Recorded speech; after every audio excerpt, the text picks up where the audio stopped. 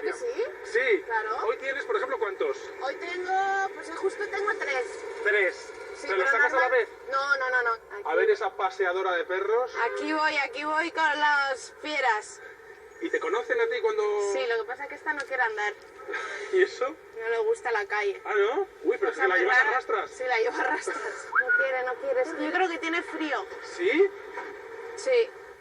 Come on, Perla. Esto es un servicio VIP para gente que no quiere que sus perros sean mezclados con otros perros. O sea, es un servicio muy exclusivo.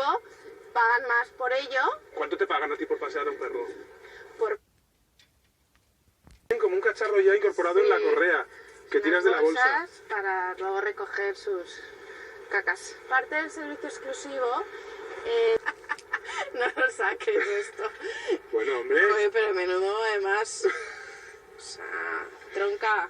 Y te toca. Hombre, o sea, me muero de vergüenza. Oye, Toda mierda. esta es la profesión de pasadora de perros. Sí, pero que otra cosa es que salga en la tele. Recoger una caca.